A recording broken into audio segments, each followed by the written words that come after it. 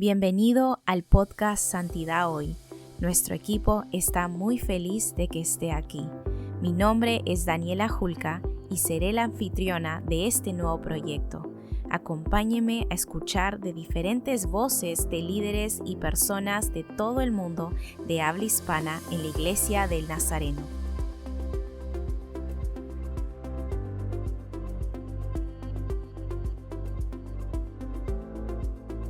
En este episodio de nuestro podcast Santidad Hoy, tenemos la bendición de conversar con el reverendo Jimmy de Goibea, nuevo director regional para la Iglesia del Nazareno en Mesoamérica.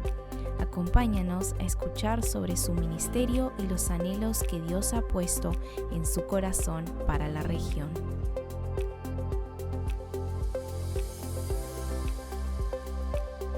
Bueno, bienvenido, reverendo Jimmy de Goibea. Es una bendición tenerlo con nosotros hoy. Gracias, Daniela, gracias por la invitación. Un privilegio poder compartir contigo en este espacio y agradecido por la oportunidad de esta conversación también.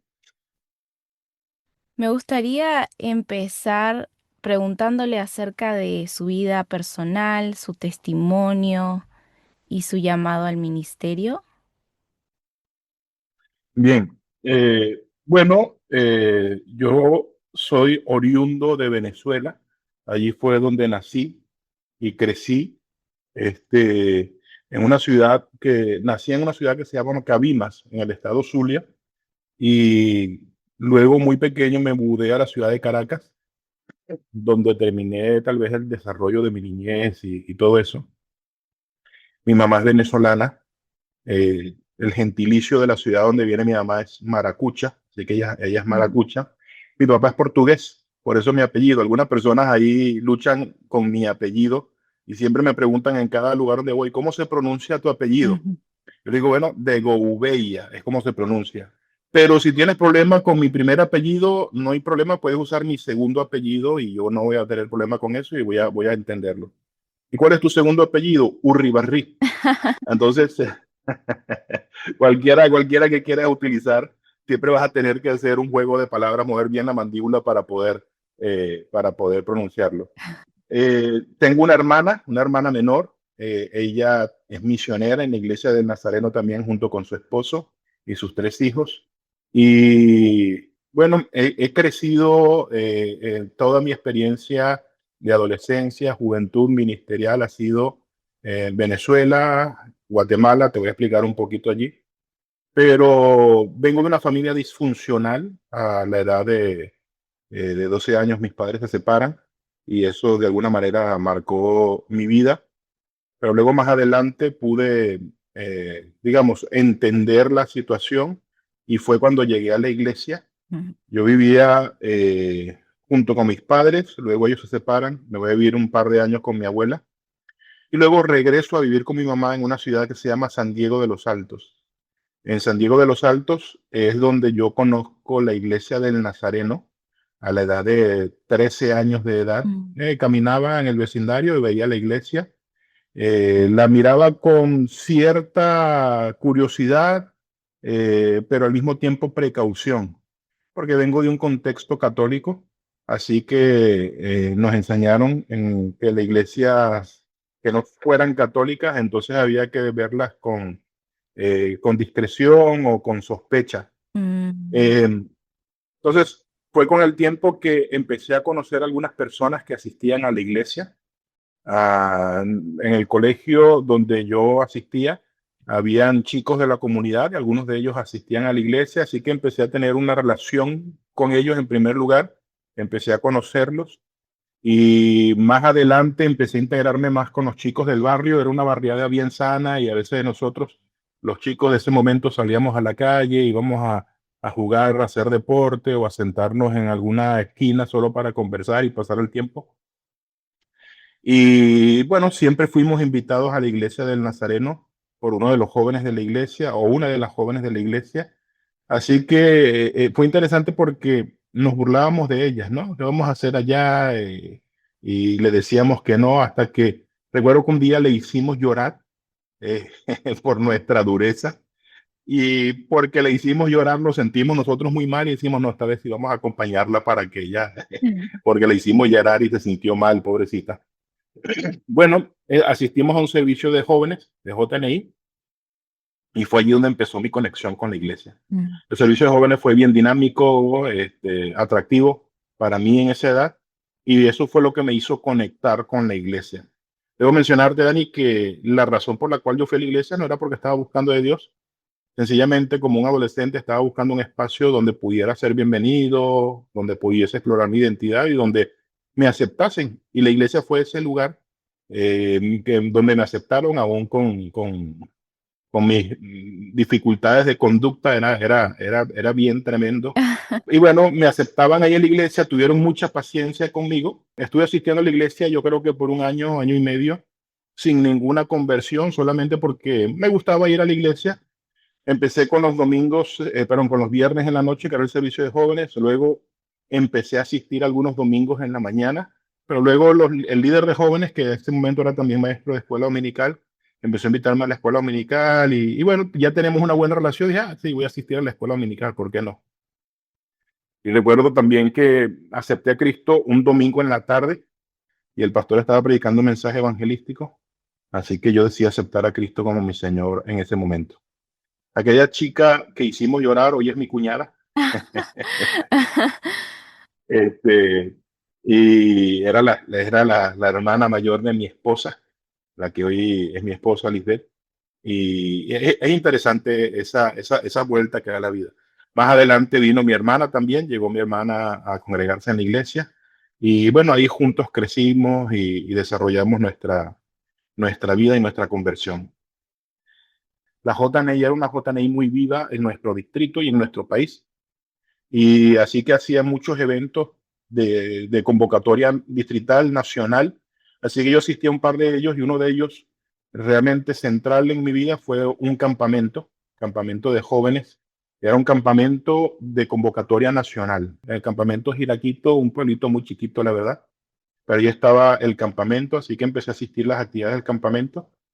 Y recuerdo una vez que, entre tantas actividades que fui, una que marcó realmente mi vida y mi llamado fue cuando predicó el pastor Amadeus Teixeira en un campamento. El pastor Antonio Carlos fueron a un campamento y creo que yo fui bautizado por el Espíritu Santo ese día en ese campamento y empecé a llorar, a llorar.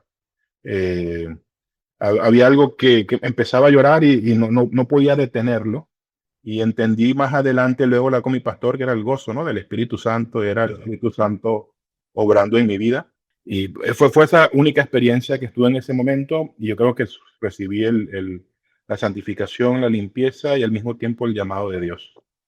Cuando regreso a casa, después de ese campamento maravilloso, algunos días después, ya yo estaba empezando a salir con la que hoy es mi esposa, con Lisbeth. Y yo recuerdo que éramos novios y le pregunté y les dije a Lisbeth, Lisbeth, ¿sabes qué? Recibí el llamado de Dios para el ministerio. Y dije, yo no sé qué voy a hacer, yo no sé si voy a ser pastor, yo no sé si voy a ser misionero, no sé si voy a trabajar aquí en Venezuela o voy a trabajar fuera de Venezuela, en otro continente. La verdad es que no tengo la menor idea. En esa edad, Daniela, tenía 20 años probablemente cuando llegué a ese punto de mi vida. Y 19, 20 años de edad. Y le dije, Lisbeth, y es momento de que tú decidas ahora si quieres acompañarme en esta jornada ministerial o no. Porque si no quieres y no tienes un llamado, mejor dejemos nuestra relación hasta acá. Eh, bueno, hoy después de 23 años de casados y 3 hijos, ya puedes imaginarte cuál fue la respuesta de Lisbeth. Así que desde ese entonces ella ha estado, o hemos estado juntos en el llamado que Dios nos hizo al ministerio. Lo que mencionó específicamente acerca de los jóvenes o acerca de ustedes Sí. joven, ¿no? En la actualidad yo estoy sirviendo en la parte de jóvenes en nuestra iglesia y se ve eso siempre. Yo sabía que es una realidad que muchos de nuestros jóvenes vienen por amistades y no necesariamente por querer escuchar de la Ujú. palabra. Sí. Y yo sé que el Señor usa esos momentos de la misma manera, porque el Señor está trabajando en la vida de todos los jóvenes que se acercan a la iglesia y antes, ¿no? O sea, el Señor trabaja en nuestras vidas desde Sí. antes, pero es muy interesante cómo lo mencionó, porque a mí también me ha pasado, Ujú. o de joven, y Dios sigue trabajando y continúa usando no solamente a los líderes, pero también a la gente alrededor, a nuestras amistades, para que nos podamos acercar a Cristo. Sí, y de hecho, Daniela, así fue. Yo no fui a la iglesia porque era un hombre espiritual, un chico espiritual y quería buscar de Dios. No, nada de eso. Yo fui a la iglesia porque había unas chicas muy lindas y quería acercarme a ellas y además hacían actividades muy lindas y muy dinámicas dentro de la iglesia. Hoy, después de tantos años que fui a la iglesia por primera vez, ya me quedé con una de esas chicas. Creo que Ajá. fue un extra, fue una bendición, pero yo no sabía lo que Dios tenía preparado para mí en esa pequeña iglesia del pueblo Mm. de San Diego.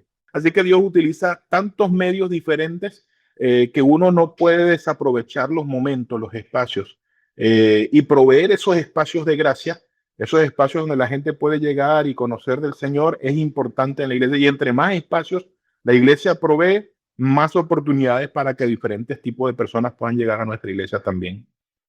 Amén. Cuando mencionó acerca de su llamado, dijo que estaba seguro. Mi pregunta es, ¿hubo dudas o temores cuando sintió ese llamado al ministerio? Mira, definitivamente sí, cuando yo recibí el llamado, en primer lugar lo recibí con mucho beneplácito y muy contento y entendí que era el llamado. Yo recuerdo que un pastor misionero, en aquel tiempo que estaba en nuestro país, su nombre era, pues todavía, Alfredo Mulieri, a ver lo conoces. Alfredo Mulieri era misionero en Venezuela y él una vez se acercó a mí y me dijo, Jimmy, tú vas a ser pastor de la iglesia. Yo agarré las manos y dije, mira, por este puño de cruces, yo te aseguro que nunca seré pastor. ¿Por qué? Porque yo estaba muy cerca de mi pastor y entendía las dificultades que un pastor experimenta. Y yo no quería esas dificultades, Daniela. Yo quería ser un hombre millonario, tener una vida tranquila, tener mucho dinero, como creo que muchos de nosotros somos llamados, y servir de alguna manera al mundo, a la humanidad, tal vez a la misma iglesia, y sirvo con mis diezmos, mis ofrendas, todo lo que soy, pero alguien más debe ir porque yo quiero enfocarme en mis estudios, en mi vida. De hecho, desde muy pequeño siempre fui muy inquietado por mi familia, a que teníamos que, entre comillas, tener éxito en la vida y entonces teníamos que buscar diferentes maneras de lograr ese éxito. Así que yo no entendí muy bien el ministerio, no quería acercarme al ministerio de esa manera, pero como te mencioné, Dios me acorraló y fue tan fuerte el llamado que Él me hizo que no pude negarlo. Ahora, a partir de allí, como te mencioné, yo no tenía idea de en qué área ministerial Dios podría utilizar a un pobre joven que yo vengo de una familia muy humilde, muy sencilla. Dentro de mi familia, mi mamá, cuando fui a vivir con mi mamá, mi hermana, pasamos muchas vicisitudes, mucha necesidad. Así que yo no entendía cómo Dios podía utilizar a un chico que tenía problemas de autoestima, a un chico que probablemente tenía muchas inseguridades. Yo crecí muy inseguro en mi vida y además en un ambiente, si se puede decir, muy restringido. Entonces yo dije, ¿cómo Dios puede utilizar a un chico de esa manera? No hay forma, no hay manera. Dios utiliza gente más capacitada, Dios utiliza gente que ya tenga cursos de TED. Y entonces yo no entendía, yo no creía que Dios podía utilizarme a mí, pero sencillamente sentí este fuerte llamado de Dios. De hecho, debo mencionarte también algo muy importante, y es que cerca de mi casa estaba la casa de los misioneros, había el centro, la oficina de los misioneros de la iglesia en Venezuela, estaba muy cerca de mi casa, así que recibí mucha influencia de estos misioneros.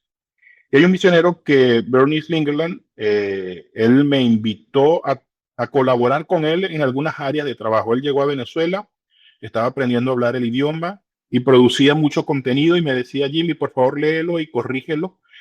Y con Bernie empecé a ayudarlo con algunos documentos, con algunos manuales. Él empezó a invitarme a algunos de sus viajes y me conecté, empecé a tener un poquito más de sentido de ministerio, es decir, hacia dónde Dios podía utilizar mi vida. Mm. Así que lo empecé a acompañar, luego él me enviaba solo, y estuve 2 años, él estuvo 2 años conmigo, estuvo 2 años en Venezuela y estuve muy cercano a él. De hecho, hasta el día de hoy, todavía sigue siendo uno de mis mentores y la semana pasada conversé con él. Tuvimos una conversación de 1 hora aproximadamente. Y entonces ahí fue donde yo empecé a tener un poquito más de claridad. Con temores, montón, no sabía. Yo quería tener porque vengo de una realidad muy estrecha, así que yo no quería que mi familia viviera o experimentara lo que yo experimenté, las dificultades económicas, dificultades familiares también. Y eso era uno de mis temores y yo no creía que en el ministerio podía conseguir eso, podría conseguir esa tranquilidad, esa paz y una estabilidad para sostener a mi familia. Entonces, claridad no tenía. Poco a poco fui involucrándome en diferentes áreas ministeriales.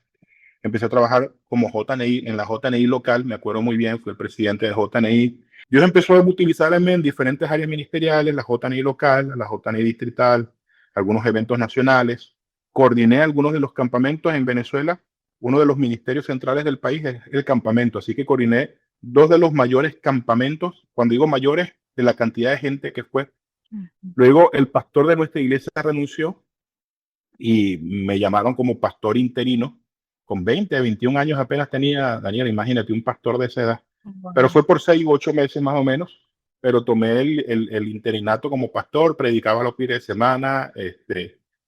Yo tengo por ahí un par de bosquejos de los que yo preparaba, de mis primeros bosquejos, y los miro ahora y yo digo, wow, la iglesia me tenía paciencia, como una predicación tan simple como esta podía yo compartir desde un púlpito, pero Dios me fue utilizando y fue llamándome a diferentes áreas de ministerio.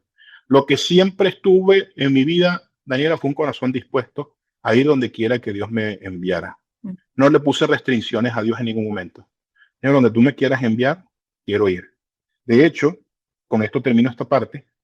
Había un pastor en otro distrito, muy lejos de donde yo vivía, que me invitó a ser pastor de esa iglesia. Yo no quería porque era una zona muy lejos, iba a estar muy lejos de mi mamá, mi familia. Yo de alguna manera ayudaba en casa, financieramente, trabajando. Y yo no voy a estar muy lejos de mi mamá. ¿Cómo va a ser eso? Muy lejos de mi familia, de mi hermana. Y rechacé, pero sentí como que Dios estaba inquietándome. Fui a Costa Rica en esa oportunidad, recuerdo, a un intensivo. 3 meses me fui a Costa Rica a estudiar. Y en ese tiempo en Costa Rica, Dios me dio la convicción de que tenía que aceptar ese ministerio pastoral. Así que regreso a Venezuela y llamo al superintendente, le digo, sí, acepto. Te llamo, gracias, vos déjamelo saber, déjame conversar con la iglesia y luego te llamo. Una semana después me llamó el superintendente diciéndome que no, que ya la iglesia había decidido otros planes y no querían que... Entonces, yo sentí eso como que una prueba de Dios para probar mi disposición para el ministerio. Y hablando de algunos ministerios que tuvo a lo largo de los años, ha servido en distintas áreas de liderazgo, ¿no? En Centro y Sudamérica, dentro de la iglesia. Ha sido pastor, superintendente, coordinador regional, misionero. Para usted, ¿cómo define el liderazgo cristiano? Mira, en todas las áreas de ministerio en las que he estado, como tú lo acabas de mencionar, misionero, pastor, superintendente, coordinador de JNI para la región, el director regional ahora, siempre he entendido que liderazgo es servir, es servicio. Creo que tal vez suena como un cliché y probablemente muchos cristianos, líderes cristianos te dirán lo mismo. Pero esto en mi vida es algo real, es algo palpable. Yo intento servir lo mejor que puedo con la gente con quien estoy cerca. Aquí ahora en Panamá siempre trato de servir, siempre trato de tomar un tiempo para hablar con cada uno de los que sirven acá, desde los empleados, misioneros o voluntarios que están acá. Siempre mi oficina está abierta para escucharles, para servirles de alguna manera. Así que entendiendo de que mi vida es una vida de servicio, debo decir que a veces, en ocasiones, y debo ser franco con esto, como que hay un pensamiento que quiere intentar establecerse en mi mente de que, bueno, ahora tú eres un líder, estás en un nivel diferente, ahora te tienen que servir a ti, pero he tenido mucho cuidado con esto y creo que el Espíritu Santo me ha advertido cuando eso viene y la manera en cómo lo contrarresto es sirviendo más, es viendo qué puedo hacer, es salir aquí a la oficina y tomar una escoba y si hay algo que se tiene que recoger, recogerlo. Entonces creo que en primer lugar el servicio, tener eso siempre en mente. Estamos acá para servir, no para gobernar, no para ser el jefe, sino para servir. Y creo que un liderazgo de servicio es un liderazgo que facilita mucho la interacción con las personas con quienes trabajas. Así que el liderazgo es eso, pero también debo añadir que el liderazgo es visionario. Mm, Creo que el liderazgo sí es de servicio, pero también tiene que alinear la visión de Dios para el momento y el tiempo en el que estamos sirviendo. Y esa es mm, la pregunta que yo me he hecho más frecuentemente en las últimas semanas. Señor, ¿cuál es tu visión? ¿Qué es lo que tú quieres hacer en nuestra iglesia? ¿Qué quieres hacer en nuestra dominación? ¿Qué quieres hacer en nuestra región? Y debo decirte, Daniela, que por la experiencia que he tenido en diferentes ministerios nazarenos y no nazarenos, yo tengo un montón de información y herramientas para poder yo mismo aquí en mi computadora, en mi oficina, describir una misión, una visión, desarrollarla y publicarla. Pero como yo entiendo también que el liderazgo es de servicio, he decidido sencillamente cerrar mis labios y escuchar qué es lo que Dios quiere hacer. ¿Y cómo escucho? Escuchando a la gente, escuchando cuál es la necesidad de la región, escuchando cómo podemos servir mejor. Y aquí estamos empezando entonces a formar la línea o la guía o el patrón que Dios quiere que sigamos para los próximos en este ministerio que Él me ha dado. Y también habló acerca de cómo usted empezó a servir en la iglesia, ¿no? Ujú. Y yo lo vería como un discipulado. Entonces, quería preguntarle cómo usted definiría, ahora que ya está en una posición de liderazgo, el discipulado y qué papel juega Ujú. dentro del liderazgo saludable. Gracias. Mira, definitivamente no existe ministerio en ningún nivel sin el discipulado. Mateo 28, el llamado de ir, el énfasis no está en el ir, el énfasis está en hacer discípulos. ¿Sí? Cuando lees Mateo 28, vayan y hagan discípulos o ir y hacer discípulos si quieres utilizar la Reina Valera. El énfasis no está en el ir, el énfasis está en el hacer discípulos. Mm, Yo mismo ahora en esta posición, yo decidí tomar al menos algunas 4 parejas que yo decidí, 4 o 5 que decidí, voy a disipularlas, voy a trabajar más cerca de ellas. Y tal vez, quien quita, en un futuro ellos pueden ser los que me sucedan en el ministerio. No tengo temor de ello. Creo que el discipulado tiene que ser hecho desde un lugar de seguridad mental, emocional y espiritual. Así que eso es lo que estoy haciendo y ojalá y las personas con quienes trabajo, con quienes estoy más cerca, puedan hacer un mejor papel del que yo he hecho, porque ellos tal vez van a empezar no desde donde yo empecé, sino van a empezar desde mis hombros. Es decir, mm, ya yo he tenido una carrera ministerial, ya yo he tenido una experiencia ministerial y empiezan mucho más adelante de lo que yo pude empezar. Y creo que así debe ser la carrera ministerial, montar cuanta cantidad de personas pueda sobre tus hombros para guiarlas y catapultarlas en un proceso de crecimiento para que ellas puedan ser las personas que Dios quiere que sean. mm, ¿Sí? Y el discipulado es dinámico. El discipulado, Daniela, no son 3 lecciones que yo aprendo. El mm, discipulado es transmisión de vida y el discipulado no tiene un tiempo de inicio y un tiempo de fin. El discipulado creo que es para toda la vida. Yo hoy aún sigo siendo discipulado y tengo varios líderes y mentores que hoy me siguen discipulando en mi vida, donde yo cometo errores o digo alguna barbaridad. Ellos tienen la libertad de acercarse a mí y decirme, creo que esto no fue correcto, creo que debiste ir por acá, y eso es discipulado y tengo que ser sencillo y humilde para escuchar las correcciones y aceptarlas, porque si no, no soy capaz de aprender, de seguir siendo discipulado, entonces ahí realmente mi ministerio terminó. Son buenas las lecciones, sin duda alguna, y tenemos que seguirlas haciendo, no tengo duda de ello, pero el discipulado es más allá, es más transferencia de vida, es más apoyar y acompañar a otra persona en su proceso de crecimiento. sí, amén. Usted también fue coordinador regional para la JNI. ¿Qué consejo le daría a líderes e iglesias que desean conectar con la nueva generación de jóvenes? Excelente. Mira, fui coordinador regional de JNI, pero también debo mencionarte que cuando estuve en Mesoamérica, perdón, en la antigua región MAC, México y América Central, fui coordinador de evangelismo para jóvenes. Así que desde ese momento estuve conectado con la juventud.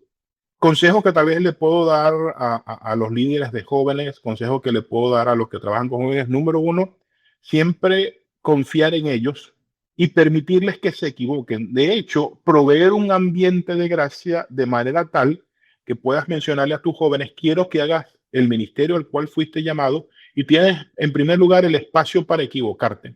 ¿Por qué? Porque si no le damos ese espacio para equivocarse, los jóvenes van a trabajar muy tensos y no van a poder lograr lo que ellos realmente quieren ser. Así que a los líderes y pastores permitan que los jóvenes se equivoquen. De hecho, provean espacios para que se equivoquen.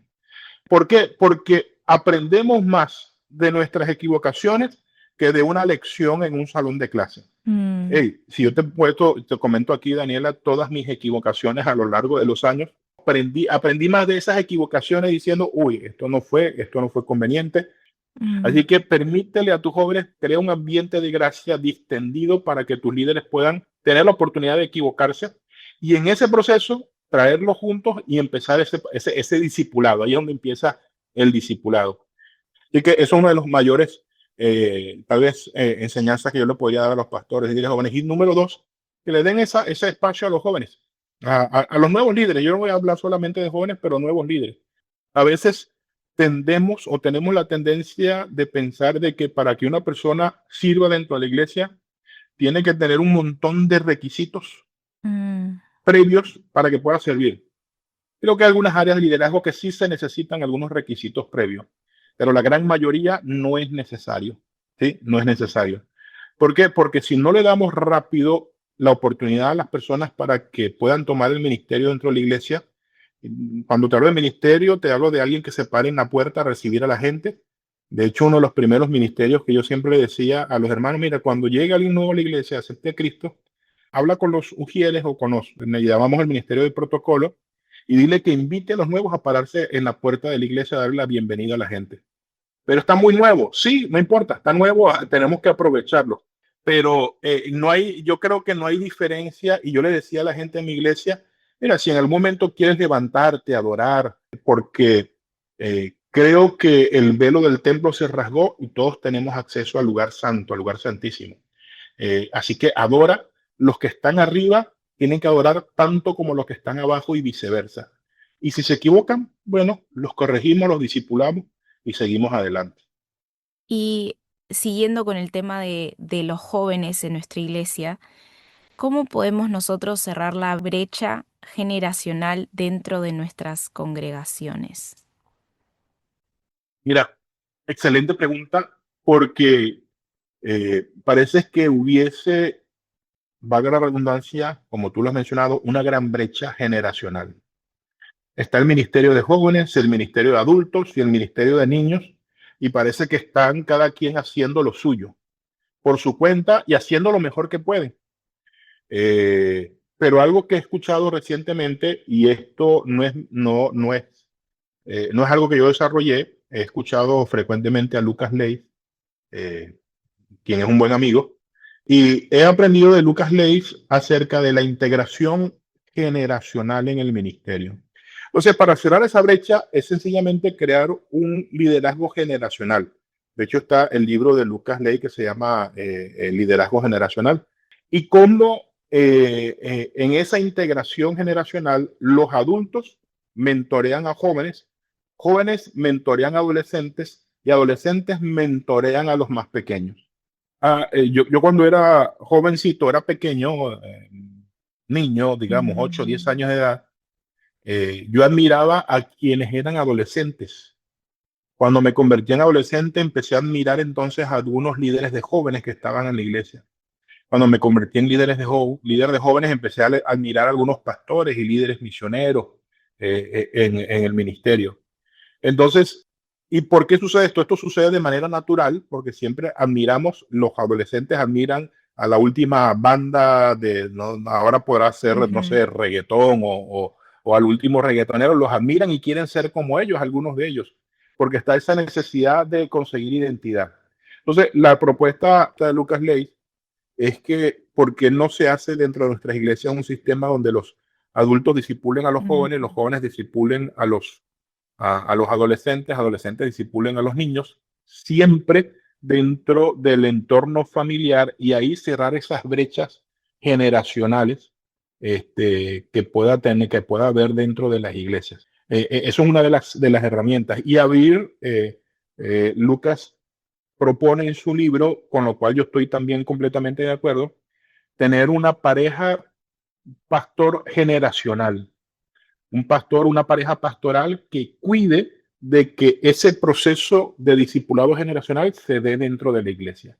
Entonces creo que es una de las buenas maneras para poder cerrar esa brecha generacional que a veces encontramos dentro de la iglesia. Y en vez de que los adultos critiquen a los chicos porque a los jóvenes porque son muy bulleros y desordenados, o en vez de que los jóvenes critiquen a los adolescentes porque son muy niños, son unos bebés, no hay que prestarles atención. Todo lo contrario, generar vínculos para que cada uno comprenda el rol que cumple en el proceso de discipulado dentro de la iglesia. Los chicos quieren conectar y buscan con quién pueden conectarse. Sí. Y lo veo, es algo muy presente en la realidad de nuestros jóvenes, que ellos quieren simplemente ser vistos, quieren ser escuchados y quieren tener una persona en la cual ellos pueden confiar. Sin duda. Fíjate, Daniela, que yo mismo, yo le di gracias a Dios mi pastor Juan, porque yo era un adolescente, él era ya un señor mayor, y Juan captó mi atención porque él me sirvió, él se dedicó a mí, él me prestó atención y me utilizó en el ministerio. De hecho, muchas veces yo iba a la casa del pastor solamente para estar allí. No tenía ninguna reunión, no tenía nada, sino solamente me gustaba estar allí sentado. ¿Por qué? Porque él me transmitía calidez, me transmitía Sí. seguridad, me transmitía un abrazo de padre. Ujú. Y eso a mí me gustaba y creo que eso a mí me ayudó para el desarrollo del ministerio. Volveremos pronto, pero ¿sabía que puede recibir crédito por escuchar el podcast Santidad Hoy? Los episodios del podcast Santidad Hoy también califican para el aprendizaje permanente de los miembros nazarenos. Para registrarse para el aprendizaje permanente como ministro nazareno, simplemente haga clic en el enlace en la parte de abajo de este episodio y cree su propio perfil. El registro de aprendizaje permanente brinda a los miembros nazarenos la oportunidad de registrarse e informar sus esfuerzos para desarrollar y mantener un patrón de aprendizaje permanente para mejorar el ministerio al que Dios los ha llamado. Se anima a cada ministro nazareno a participar en una variedad de actividades de aprendizaje permanente, incluyendo los podcasts. El código para el podcast de Santidad Hoy aparece en las notas del programa. Este código se puede utilizar para este episodio y cualquier episodio anterior que desee escuchar. Gracias por escuchar, servir y compartir como ministro en la Iglesia del Nazareno. Ahora continuemos escuchando el resto del episodio de hoy.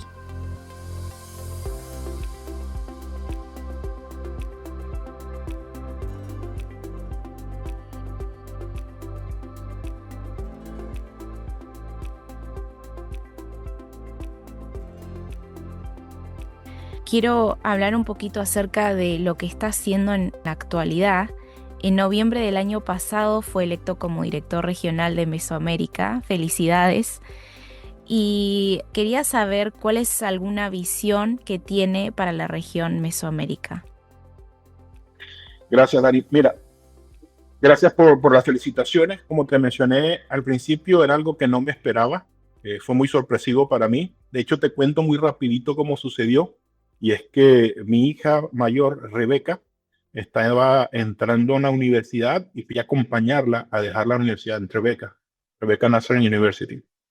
Y cuando ya estoy saliendo de vuelta, estoy casi montándome en el avión y recibo un par de llamadas antes, ¿no? Pero como era un número que yo no conocía, no le presté atención. Uh-huh. Y entonces, pero luego recibo un mensaje de WhatsApp y cuando vi el mensaje de WhatsApp dijo, hola Jimmy, ¿cómo estás?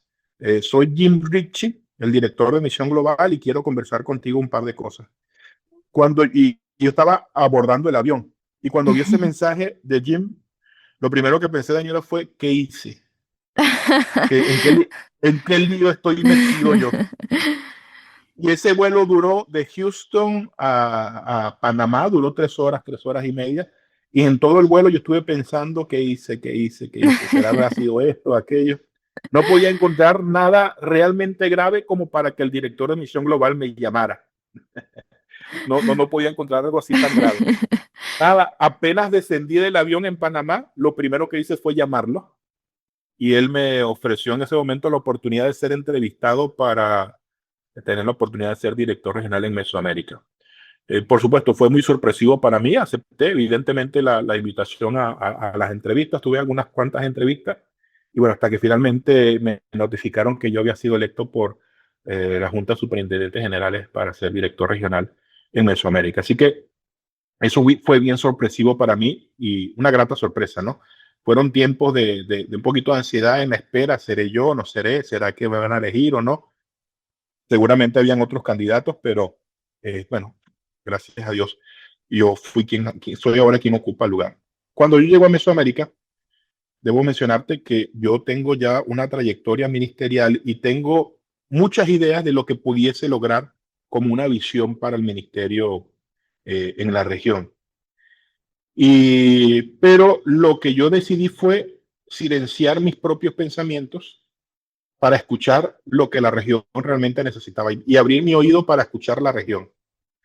Eh, en este punto de mi vida de ministerio, desde noviembre que fui nombrado, todavía tengo muchas inquietudes, tengo muchas preguntas, pero hay algunas cosas que sí sé por seguro y esas son las que te quiero compartir.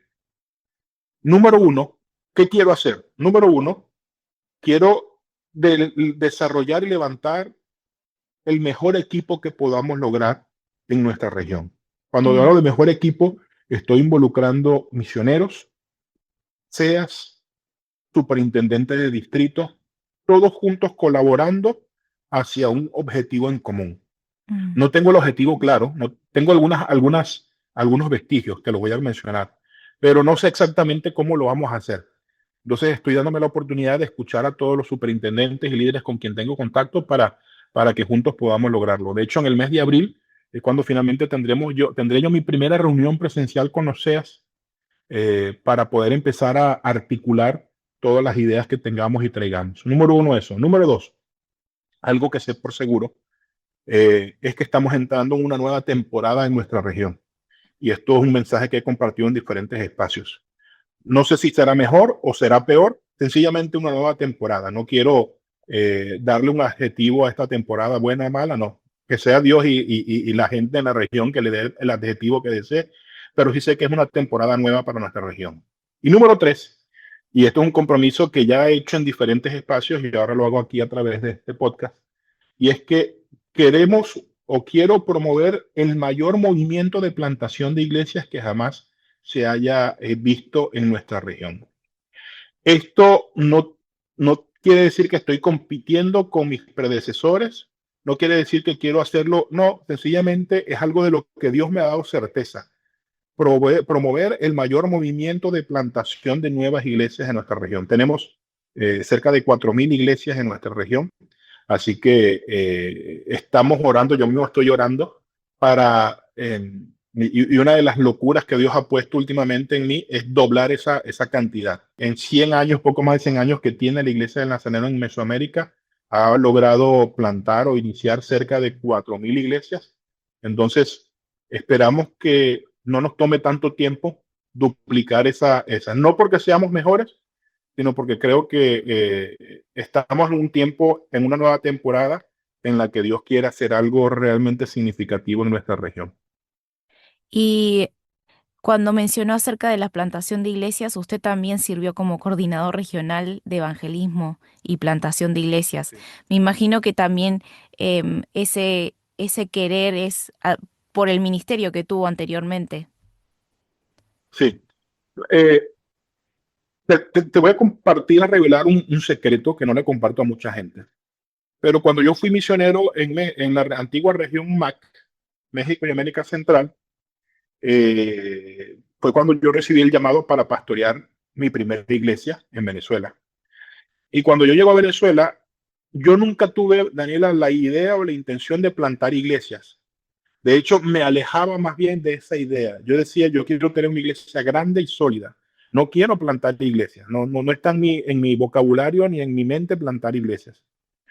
Pero cuando llego a pastorear, recuerdo que uno de mis líderes, uno de mis pastores de la iglesia, empecé a levantar un equipo pastoral. Uno de mis pastores se acercó y me dijo, él estaba levantando una célula en una ciudad a 15 minutos de donde estaba la iglesia, y a toda esa gente la traíamos cada fin de semana en autobús a la iglesia. Contratábamos autobús por parte de la iglesia y ellos venían allí todos los fines de semana. Yo me dijo, pastor, creo que Dios me está llamando a que podamos levantar una nueva iglesia allá. Yo le dije a él, no, esa no es la visión nuestra. Nosotros no vamos a levantar iglesias. Nuestra misión es fortalecer y hacer crecer en la iglesia, la iglesia madre. Bueno, más adelante, tal vez semanas o meses después, volvió a venir con la misma inquietud. Cuando él vino por segunda vez, ya yo presté más atención y dije, ¿será? Ya no quise ser obtuso. ¿Será? Vino por una tercera vez, le dije que no en ese momento, y una tercera vez, está bien, Alfredo, vamos a ir a avanzar y vamos a avanzar en esa idea. Plantamos la iglesia, proveímos algunas sillas, de los pocos recursos que teníamos en nuestra iglesia madre, le dimos a la iglesia hija. Y se plantó la primera iglesia, se plantó la segunda iglesia muy orgánicamente, muy natural. Y a partir de allí empecé a enamorarme de la plantación de iglesias, porque vi el valor de la plantación de iglesias.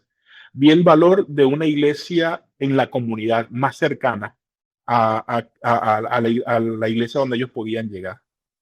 Y a partir de allí, yo puedo decir que me picó el mosquito de plantación de iglesias, y ahora amo la plantación de iglesias como tú no tienes idea. Y en efecto, en la región de América del Sur, fui uno de los promotores de plantación de iglesias. De hecho, teníamos un plan ya para los próximos 4 años en América del Sur. Armamos todo el plan. Yo tuve que salir, pero alguien más continuó o va a continuar con este plan, es mi esperanza. Pero sí empezamos a plantar. En un año plantamos 130 iglesias en América del Sur, en diferentes países. En Paraguay, que era uno de los países donde menos iglesias se plantaba, se plantaron en un año cerca de 15 iglesias nuevas. Todo por este proceso. Entonces ahora me enamoré del proceso de la plantación de iglesias. ¿Por qué? Porque creo que las nuevas iglesias traen una nueva vitalidad para la denominación, traen una nueva vitalidad para el país donde estas iglesias y para el distrito donde estas iglesias están. Y me alegra que ahora, como director regional, va a poder hacer eso en Mesoamérica. Estoy muy emocionada y muy contenta de escuchar lo que va a estar haciendo con la plantación de iglesias. Y creo que va a ser muy bueno para la región Mesoamérica. Pastor, ¿cómo podemos cuidar mejor a nuestros pastores y líderes de la región, especialmente en tiempos de desgaste y presión ministerial? Mira, te cuento otra vez mi propia experiencia como pastor. Cuando yo llego a pastorear mi primera iglesia, yo tenía 25 años, 24, 25 años, y entendí que como pastor joven, yo iba a necesitar la ayuda de un pastor más maduro, que yo no me las sabía todas y necesitaba la ayuda de alguien más. Así que eso lo puse en oración, y de manera, alguien podría decir fortuito, pero creo que más bien Dios proveyó los espacios. Llegó Víctor, y Víctor se acercó a mí. Yo no me acerqué a él, se acercó a mí preguntándome cómo yo estaba. Y Víctor es un pastor, eh, un viejo amigo de otra iglesia, de hecho, otra denominación. Y él se acercó a mí preguntándome cómo te puedo ayudar. Y yo le dije, bueno, Víctor, mira, tengo esta necesidad, esto y esto. Eso fue un viernes, y me dijo, el próximo martes puedo ir a visitarte. Claro. Bueno, esa visita del próximo martes nos ha vinculado hasta el día de hoy, por más de 20 años. Entendí de que en primer lugar necesitaba un mentor, alguien que me acompañara en el ministerio, alguien con quien yo pudiese compartir mis luchas, con quien yo pudiese compartir mis dudas, mis tentaciones, alguien que también pudiese darme dirección, que pudiese hablarme desde la experiencia y compartir cómo él experimentó tal o cual momento en su vida. Y eso me ha traído hasta el día de hoy. Hoy Víctor sigue orando por mí, hoy Víctor sigue teniendo conversaciones conmigo, hoy Víctor sigue llamándome de vez en cuando, mandándome un mensaje, y eso ha sido para mí un gran valor. Ha sido y es una persona muy cercana, una persona con quien tengo confianza de hablar y una persona que ha sido prudente en poder darme los consejos convenientes en cada momento. Creo que eso es una de las mejores maneras en cómo los pastores pueden conseguir esa persona, conseguir ese Víctor. Es esa persona donde puedes ser tú mismo, donde puedes expresar tal como eres y donde no vas a tener un juicio, y es alguien que te acompaña, te ayuda, te anima, te corrige. Entonces yo creo que si todos los líderes y pastores pudiésemos conseguir a un Víctor, Ujú. creo que nuestro ministerio sería mucho más fácil, mucho más llevadero. Número dos, por supuesto, tomar tiempos intencionales de descanso, conseguir los espacios de descanso, de dejar a un lado la computadora, de dejar a un lado responder los correos electrónicos o recibir las llamadas ministeriales, es decir, este día no hago nada, este día voy a descansar y a buscar a Dios. Entonces creo que eso también es un elemento clave y necesario para nuestras vidas. Sí, actualmente tengo una bebé y Sí. una de las cosas que me pasa mucho es este desgaste.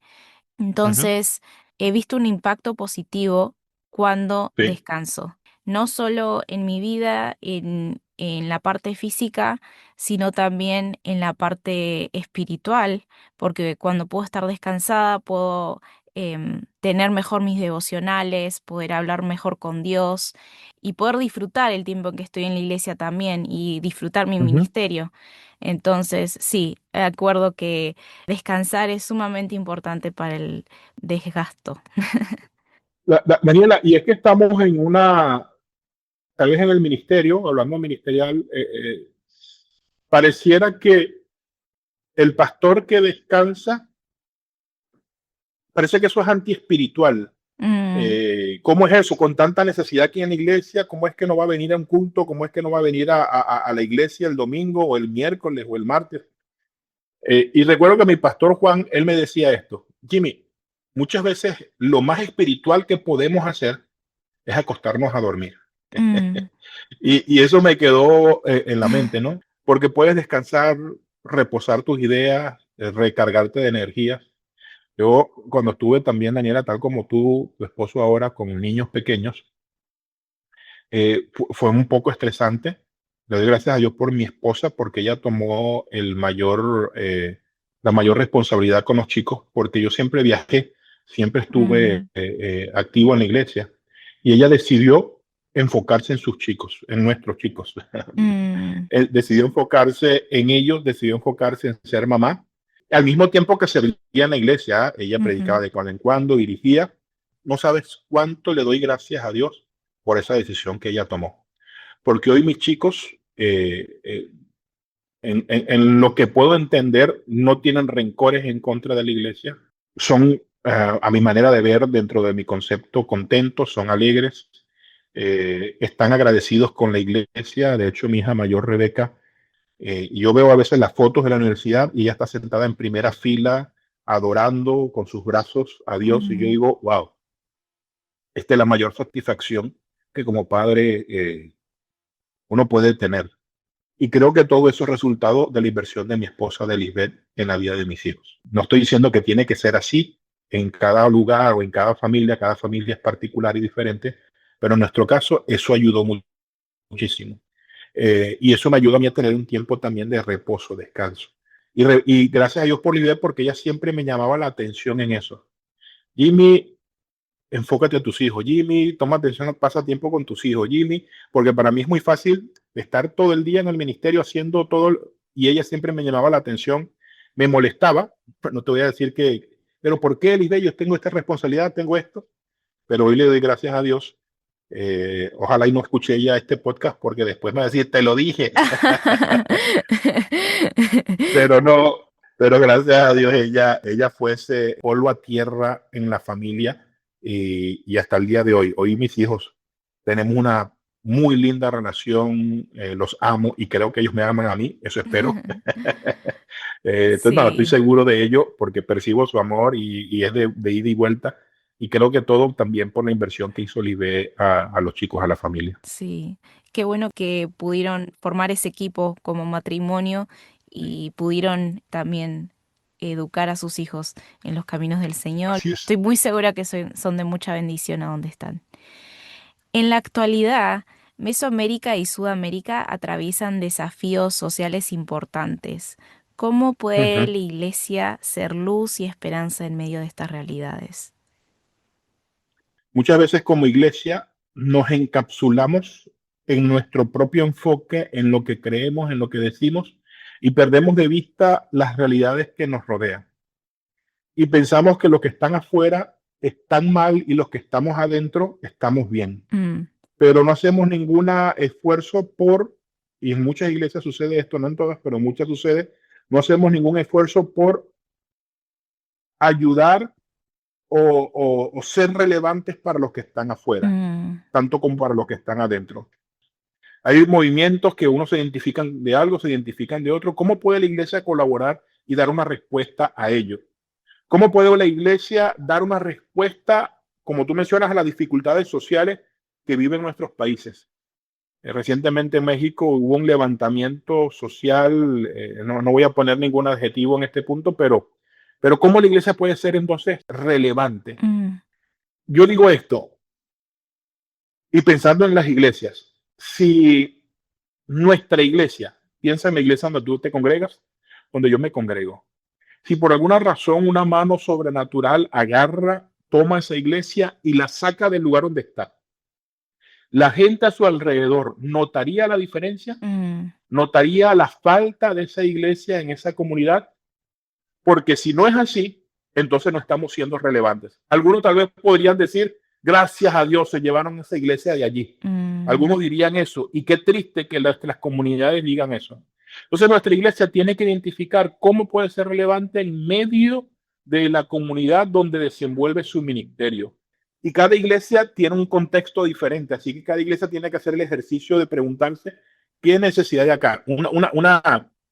Una sugerencia que a veces les doy a las personas cuando tengo conferencias o cuando tengo algún taller que compartir, le digo, mira, hay una herramienta que se llama Google Trends. En Google Trends o tendencias de Google, tú puedes buscar qué es lo que busca la gente en la cercanía de la iglesia en Google. mm, Cuando yo hice esa búsqueda en mi última iglesia, dije, ¿qué es lo que más busca la gente en esta zona? Lo primero que salió fue fútbol. Lo más que busca la gente en la zona donde la última iglesia que yo planteé busca es fútbol. Entonces dije, entonces tenemos que hacer un programa de fútbol mm, para atender la necesidad de la gente y claro, predicar el mensaje a través de ese programa de fútbol. En cada contexto, tal vez esa tendencia de Google va a ser diferente al resultado, claro. pero la iglesia tiene que ser relevante resolviendo esos problemas para la comunidad. Para eso es que estamos allí. El reino se estableció en esa zona, en ese lugar, para ser relevante y entonces el reino puede entrar y ser relevante para los contextos donde las iglesias se desarrollan. Muchas gracias, Pastor Jimmy, por esas respuestas y por esos consejos también. A veces son algunas preguntas que tenemos y me alegra que nos haya podido responder con sinceridad, pero también con consejos acerca de cómo podemos enfocarnos en nuestras áreas, en nuestra iglesia, en el desarrollo de nuestros discipulados, en el liderazgo, en la parte pastoral también y en el descanso, como mencionaba. Ahora quisiera hacerle una pregunta acerca de usted, de su familia. Sé que tiene una agenda muy ocupada, pero cuando tiene un tiempo libre, ¿qué le gusta hacer? Mira, a mí me encanta ir con mi familia al cine.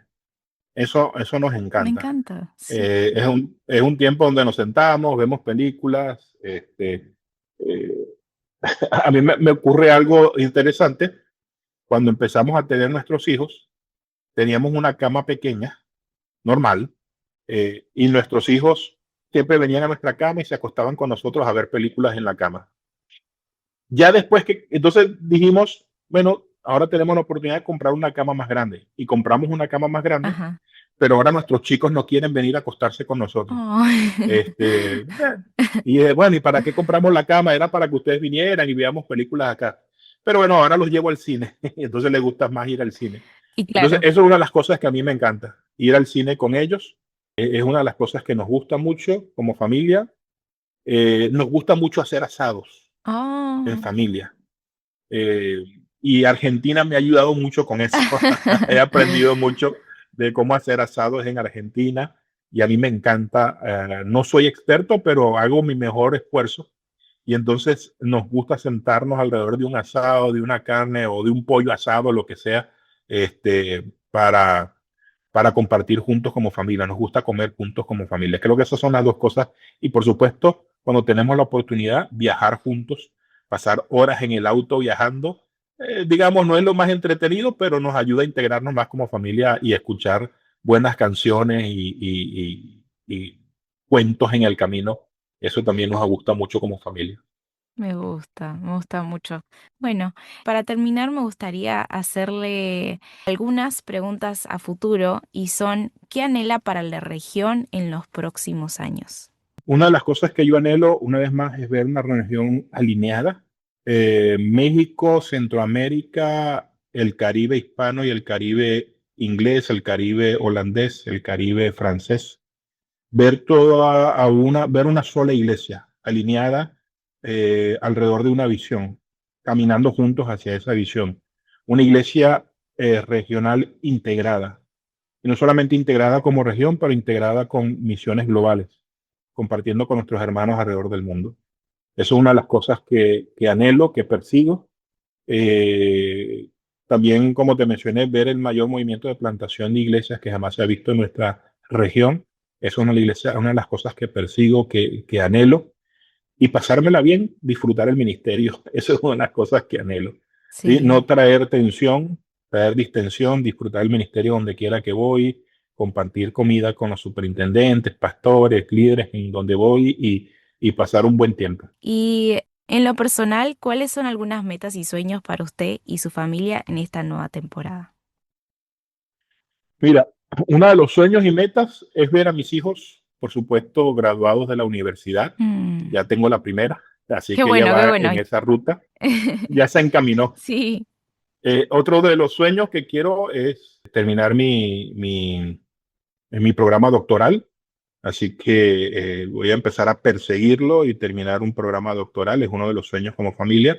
Como familia nos gusta pasar y queremos seguir pasando tiempo juntos. Mm, Ese es uno de los sueños que no quiero que se pierda en medio de de tanto programa y reuniones. Y gracias a Dios, como te dije, mi esposa es la que está allí centrada y me ayuda mucho a no desenfocarme de eso. Son una de las metas. Pero como familia, en algún momento de mi vida, si Dios me lo permite, poder hacer un viaje a Portugal para que mis hijos conozcan de dónde vienen sus abuelos ay, y qué su lindo. familia, por lo menos Sí. por parte de padre que son portugueses. Yo no hemos tenido esa oportunidad. Ojalá y en algún momento como familia podamos hacerlo juntos también. Ay, sí, espero que se pueda hacer pronto. Ya los chicos ya están más grandes, entonces eso también ayuda bastante. Sí, sin duda. Pastor Jimmy, ¿cómo podemos estar orando por usted, Lisbeth y sus hijos?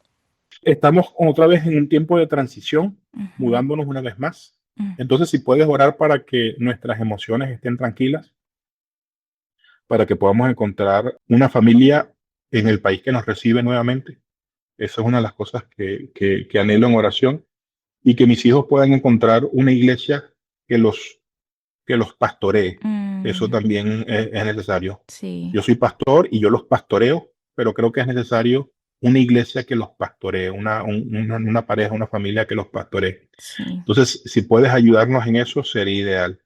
Y a mi hija, que está en su proceso de su programa, su mayor de biología, para Qué lindo. continuar con sus estudios ella quiere ser médico, Ay, entonces para que Dios abra puertas para que ella pueda continuar y perseguir sus sueños. sí, vamos a estar orando por ustedes, por sus hijos también, que ahora están en pleno crecimiento de educación, y también por la transición para que sea placentera, para que no sea tan difícil. pero vamos a estar orando por usted y por su familia. Gracias, Daniela, lo aprecio. Bueno, muchísimas gracias, pastor, por tomarse el tiempo de hablar con nosotros, y estaremos atentos a sus redes sociales, a lo que va a estar haciendo en los próximos meses y en los próximos años. Y una vez más, felicidades por su nueva posición, estamos muy contentos. Gracias, Daniela, por tu tiempo también, por esta oportunidad de poder compartir con el resto del mundo acerca de mí, de mi vida y mi ministerio. Y por favor, un abrazo a Jonathan y a las pequeñitas también. Que Dios les bendiga. Gracias, muchas gracias. Bendiciones.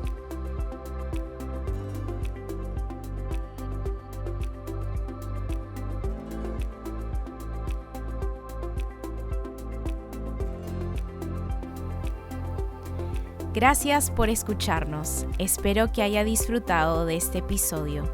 No olvides suscribirse en Spotify, Apple, YouTube Music, Amazon y en todas nuestras plataformas disponibles. Nos vemos en el próximo episodio.